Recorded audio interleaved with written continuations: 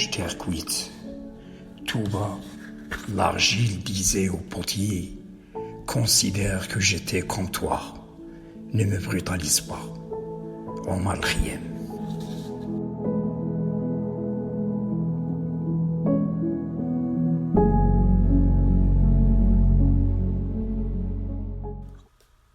Après les premières pluies d'automne, la vie commençait à renaître, tout autour des quartiers périphériques de notre petite ville minière. Je profitais de la douceur du climat pour faire découvrir à mes deux enfants, encore en bas âge, les fines subtilités de la nature vivante. En apparence inerte, leur faire découvrir la faune et la flore locales, telles qu'elles se présentaient à nos sens et à nos esprits. Dans la fraîcheur du matin, des plantules transgressaient le sol, têtues et résolues à croître et à s'épanouir. Elles tendaient énergiquement leurs tigelles fragiles, autour desquelles se déployaient quelques jeunes feuilles d'une émouvante beauté. D'autres pousses d'herbe cherchaient à sortir, en déformant le sol en bosses fissurées, çà et là. Des fourmilières qui se réveillaient pour réparer les dégâts causés par la pluie. Un peu plus loin, des escargots rampaient paisiblement, en laissant derrière eux des traînées luisantes de mucus. Des papillons d'automne, des scarabées, des oiseaux, des petits lézards, des araignées, et parfois aussi des frôlements et des bruissements indistincts. En un mot, tout un écosystème dynamique et captivant. C'était l'occasion pour les petits à aiguiser leur curiosité. Au cours de l'une de ces randonnées, j'avais retrouvé la vieille glacière, qui n'avait pas beaucoup changé depuis. Déjà 3 décennies m'éloignaient de la belle et triste préadolescence et du lointain souvenir de la huppe en argile, colorée au craie de couleur. Cette redécouverte avait déclenché en moi, encore une fois, une vive émotion, engourdie d'affection et de nostalgie.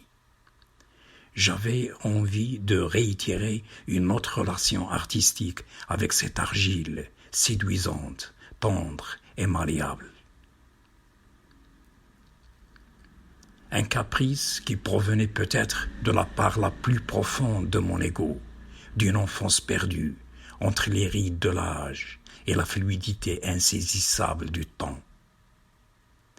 Un désir d'argile qui me poussa à vouloir reprendre le modelage de cette terre plastique et collante, encore plus à la peau. Je rêvais déjà de sculptures en terre cuite d'une sublime originalité mariant poésie et beauté. Je voulais faire résonner les voix intemporelles de cette terre natale, immobile et oppressante. Néanmoins, à cette époque, j'avais dépassé les 40 ans, l'âge de la raison, comme on me l'avait appris. Et je m'engageais souvent dans la vie de tous les jours à privilégier le raisonnement à l'émotion. Devant ce défi qui venait de surgir, j'avais temporisé ce désir en lui imposant un temps de réflexion avant de passer à l'action. J'avais décidé de me contenter au début de ce renouvellement de rapport avec cette terre rouge d'un échantillon de presque 1 kilo. Et quel plaisir de pouvoir toucher et respirer à plein poumon l'odeur d'argile mouillée, ravivant de souvenirs enfouis dans les abysses de la mémoire. Pour transporter la masse de terre rouge glaise, je n'avais pas trouvé de difficulté comme jadis. Il m'était aisé de choisir un sac de plastique résistant, adapté parmi des centaines répandus dans la nature par les vents violents de l'automne, qui avaient annoncé ses premières précipitations. Un fléau environnemental qui continue de nos jours. Ce premier pas était suivi une semaine plus tard par une visite en compagnie de ma conjointe, à la colline des Potiers de la ville de Safi, afin de m'arrêter sur les techniques artisanales de la poterie. Nous avions assisté ensemble aux différentes étapes de cet art ancestral. Un travail de dur labeur, d'une productivité créatrice remarquable. Ces modestes artisans qui combinaient agréablement esthétique et fonctionnalité répondaient à nos questions avec courtoisie et respect, d'une manière précise et instructive. Malheureusement, leur création n'était pas considérée comme un art par beaucoup de gens, mais quelque chose d'utilitaire, rien de plus. Un deuxième voyage à Casablanca m'avait permis d'obtenir 2 documents de grande utilité.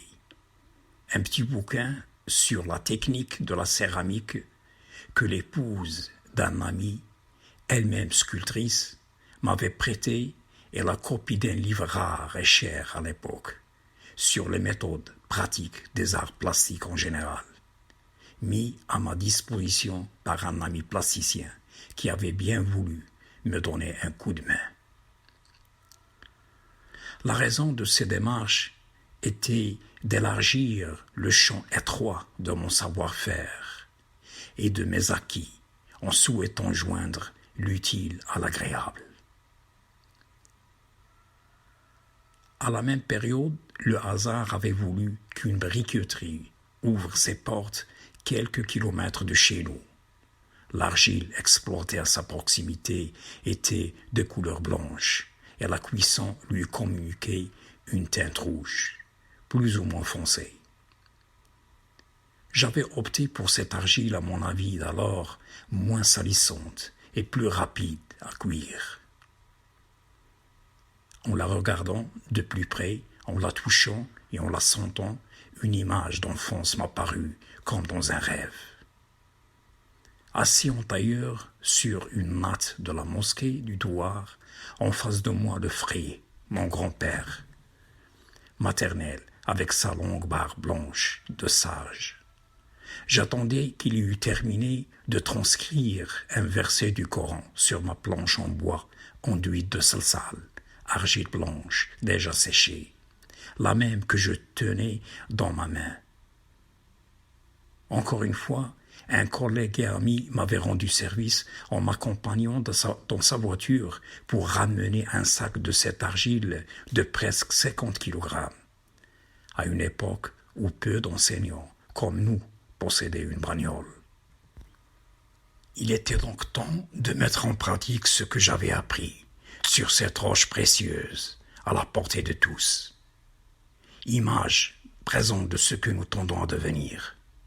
Il fallait commencer par le commencement, et le commencement, à mon avis, était la passion, l'attachement à cette argile, née de la terre, au temps sans mémoire, où nous n'étions encore qu'un rêve à inventer.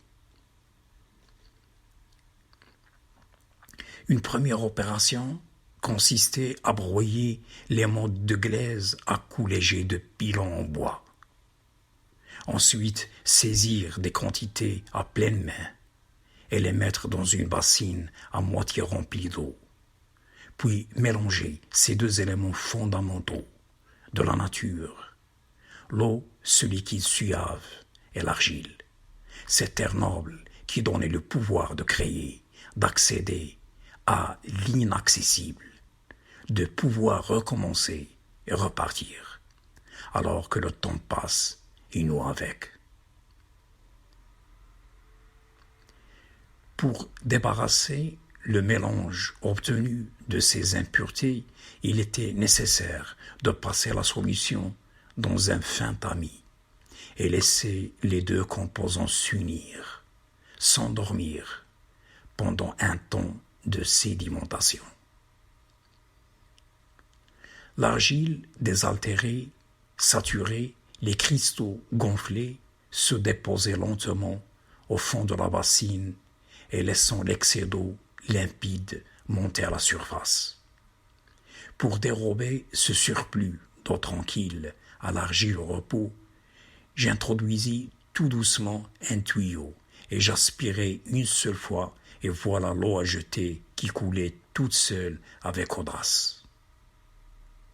Il me fallait faire attention de ne pas déranger la sensible sérénité de la queue fluide, faute de quoi il fallait attendre que l'eau trouble faisait miroir.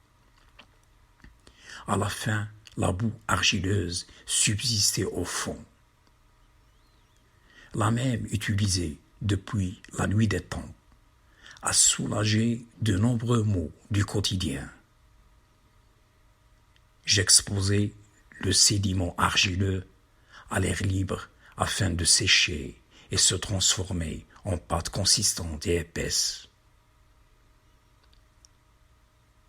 Pour compléter cette opération décisive du travail, je pétrissais longuement mon argile à l'aide de mes deux mains jusqu'à l'obtention de la texture souple, appropriée. La préparation de la pâte à elle seule m'avait nécessité plus d'une semaine. Entre-temps, j'avais veillé sur le bricolage d'une petite table ronde, pivotante, et celui d'un four construit sur la terrasse de la maison. Pour le reste des outils, dont l'utilisation était improvisée, selon la nécessité de l'instant, mon atelier abondait de toutes sortes d'accessoires, en plus de mes deux mains, qui n'hésitaient pas à modeler tout ce qui me passait par la tête. Avec la pâte à modeler, en partageant le jeu avec mes enfants, et à chaque fois qu'une matière pétrissable, quelconque, me tombait sous la main, tel la mie de pain par exemple. C'était peut-être une sale manie d'un talent sans travail, au milieu de la nuit qui ramenait le silence et la solitude. L'insomnie m'éveilla et m'ordonna à prendre congé de la vie réelle et me mettre à l'œuvre. Après tant de patience entre la raison et la passion, je débutai par couper un bloc de pâte blanche à l'aide d'un fil de boyau et le placer sur ma table ronde. Une image mentale imposante hantait mon sommeil. La patience des jours passés avait décuplé mon plaisir à la traduire en terre. Une image du lion d'Atlas, animal de légende, déterré de l'abîme d'un passé immémorial et glorieux, avec sa volumineuse crinière mélancolique, son regard ténébreux. Un sage roi déchu et vaincu, héros vieilli des temps antiques, qui cultivait sa légende éternelle et sauvage sur ses plateaux phosphatiques comme sur tous ses territoires. Sa liberté n'était que provisoire avant les arènes romaines et ses gladiateurs, avant les tyrannies, les guerres aveugles, avant l'âge de la pollution et l'effet de serre. Je commençai un premier modelage à main libre, sans dessin préparatoire, ni photo, ni image de félin, avec seul maître le hasard, le toucher et le regard. Je croyais que sculpter à l'argile est une pratique facile, sans contraintes techniques, permettant de larges possibilités de repentir. Ma visite à la colline des potiers ne m'avait servi qu'à préparer la pâte. Pour le reste, il fallait me débrouiller. Mes 2 livres de Casablanca étaient abstraits et n'avaient que peu de rapport avec un travail concret. Je cherchais inlassablement les volumes à tâtons, en tournant l'ébauche à chaque instant. Sans compter mes peines en travaillant laborieusement, sans hésiter à modifier, à recommencer, à refaire depuis le début et jusqu'aux lueurs du petit jour. Je n'arrivais point à extraire des formes harmonieuses de cette pâte blanche qui, parfois, s'offrait docilement et d'autres fois résistait avec acharnement. J'étais encore novice et mon expérience avait besoin de longues tentatives avant d'être réduite en œuvre d'art.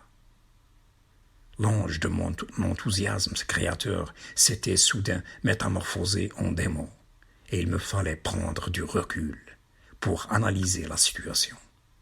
D'autant plus que j'avais la ferme conviction que la création est un travail de longue haleine, prend du temps, de la patience et la passion.